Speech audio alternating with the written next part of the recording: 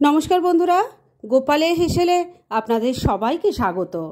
এই অসহ্য গরমে শরীর ভালো রাখার জন্য আজকে একটা দারুণ টেস্টি আর সেরকমই স্বাস্থ্যকর রেসিপি আপনাদের সাথে শেয়ার করব, যেটা নামমাত্র তেল মশলায় তৈরি হয়ে যাবে, অথচ গরম ভাত দিয়ে খেতে ভীষণ ভালো লাগবে আর ছোট থেকে বড় সবাইকে নিশ্চিন্তে খাওয়াতে পারেন। তাই চলুন আর সময় নষ্ট না করে রান্নাটা করে ফেলি। আজকে দারুণ সুস্বাদু এবং সেরকমই স্বাস্থ্যকর একটা রান্না করব। তার জন্য কড়াইয়ে অল্প তেল গরম করে নিয়েছি, এর মধ্যে অল্প নুন দিয়ে দিলাম। এবার এই তেলের মধ্যে একটু উচ্ছে ভেজে নেব। আমি উচ্ছে নিয়েছি, তবে আপনারা চাইলে করলাও নিতে পারেন। আমি এখানে 5টা উচ্ছে নিয়েছি, উচ্ছেগুলোকে গোল গোল করে কেটে নিয়েছি। তেলে ছেড়ে দিলাম। এবার উচ্ছেগুলোকে ভালো করে লাল লাল করে ভেজে নেব।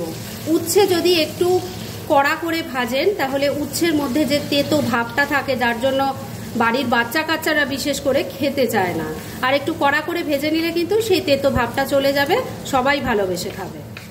উচ্ছেগুলো ভালো করে ভাজা হয়ে গেছে, এবার তুলে নিচ্ছি। উচ্ছে ভেজে তুলে নেওয়ার পর আবার সামান্য একটু তেল দিয়ে গরম করে নিয়েছি। এর মধ্যে প্রথমে দিয়ে দিচ্ছি অল্প 5 ফোড়ন, দিয়ে দিচ্ছি অল্প একটু রাঁধুনি। এবার ফোড়নটাকে কয়েক সেকেন্ড আগে একটু নাড়াচাড়া করে নিচ্ছি। ফোড়নটা ভাজা ভাজা হয়ে গেছে, এবার এর মধ্যে দিয়ে দিচ্ছি ঝিরিঝিরি করে কেটে রাখা লাউ। আমি একটা ছোট সাইজের লাউ নিয়েছি, লাউটার খোসা ছাড়িয়ে এভাবে ঝিরিঝিরি করে কেটে নিয়েছি। সমস্ত লাউটা দিয়ে দিয়েছি। এবার এই লাউয়ের মধ্যে আগেই নুন দিয়ে দিচ্ছি। এই নুনটা আগেই দিলে লাউয়ের থেকে জলটা বেরিয়ে যাবে আর লাউটা তাড়াতাড়ি সফট হয়ে যাবে। ভালো করে মিশিয়ে নিচ্ছি। নুনটা লাউয়ের সাথে ভালো করে মিশিয়ে নিয়েছি। এবার ফ্লেমটাকে লো আর মিডিয়ামের মাঝামাঝি রেখে ঢাকা দিয়ে 3-4 মিনিট রান্না করে নেব, যাতে লাউটা একটু সফট হয়ে যায়। একদিকের ওভেনে লাউটা রান্না হচ্ছে আর আরেক দিকের ওভেনে আমি একটা ছোট্ট কাজ সেরে নিচ্ছি। সেটা হলো, তড়কা প্যানের মধ্যে আমি 1 চামচ রাঁধুনি দিয়ে দিয়েছি। এটাকে একটু লো ফ্লেমে ড্রাই রোস্ট করে নিচ্ছি। রাঁধুনিটা ড্রাই রোস্ট হয়ে গেছে, খুব সুন্দর একটা গন্ধ বেরোচ্ছে। গ্যাসটা বন্ধ করে দিলাম। যখন দেখবেন খুব সুন্দর রাঁধুনিটা থেকে গন্ধ বেরোচ্ছে আর চড়বড় করে ফুটছে, তখনই বুঝবেন এটা ড্রাই রোস্ট হয়ে গেছে। এবার এটাকে নামিয়ে প্রথমে ঠান্ডা করে নেব আর তারপর এটাকে গুঁড়ো করে নেব।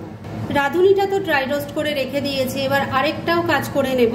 সেজন্য প্যানের মধ্যে অল্প একটু তেল গরম করে নিয়েছি, এর মধ্যে একটু বড়ি ভেজে নেব। এটা প্রথমে করে নিলেও হতো, তবে সত্যি কথা বলতে কি আমি একদম ভুলে গিয়েছিলাম। যাই হোক, এখন তো ওদিকে লাউটা হচ্ছে, তো এখন বড়িটা ভেজে নিলেও কোনো অসুবিধা হবে না। বড়িগুলোকে লাল লাল করে ভেজে তুলে রেখে দেব। বড়ি ভাজা হয়ে গেছে, এবার তুলে রেখে দিচ্ছি। বড়িটা ভেজে রেখে দিয়েছি, ড্রাই রোস্ট করা রাঁধুনিটা গুঁড়ো করে নিয়েছি, আর ততক্ষণে রান্নাটাও হয়ে গেছে। ঢাকা তুললাম। দেখুন লাউয়ের থেকে কত পরিমাণ জল বেরিয়েছে। একটু নাড়াচাড়া করে নিচ্ছি, আর লাউটা কিন্তু অনেকটাই সফট হয়ে গেছে। এবার এর মধ্যে দিয়ে দিচ্ছি ভেজে রাখা উচ্ছেগুলো, একটু চিনি দিয়ে দিচ্ছি। শুক্তোতে কিন্তু একটু মিষ্টি দিলে খেতে ভালো লাগে। মিশিয়ে নিচ্ছি। বন্ধুরা, আপনারা আমার রেসিপি দেখার সাথে সাথে আমার ফেসবুক পেজ গোপালের হেসেল, তাতেও ভিজিট করতে পারেন। ডেসক্রিপশন বক্সে লিংক দেওয়া আছে। উচ্ছের টুকরোগুলো লাউয়ের সাথে ভালো করে মিশিয়ে নিয়েছি। এবার ফ্লেমটা ওই লো আর মিডিয়ামের মাঝামাঝি রেখে আবারও ঢাকা দিয়ে 2-3 মিনিট রান্না করে নিচ্ছি। মিনিট 3 আবারও রান্নাটা হয়ে গেছে, এবার ঢাকা তুলছি। একটু নাড়াচাড়া করে নিচ্ছি। লাউ কিন্তু সুন্দর সেদ্ধ হয়ে গেছে। এবার এর মধ্যে দিয়ে দিচ্ছি ভেজে রাখা বড়ি, এর সাথেই দিয়ে দিচ্ছি 1 চামচ থেতো করা আদা, আর দিয়ে দিচ্ছি ড্রাই রোস্ট করে যে রাঁধুনিটা গুঁড়ো করে নিয়েছিলাম সেটা। সবকিছু খুব ভালো করে মিশিয়ে নিচ্ছি।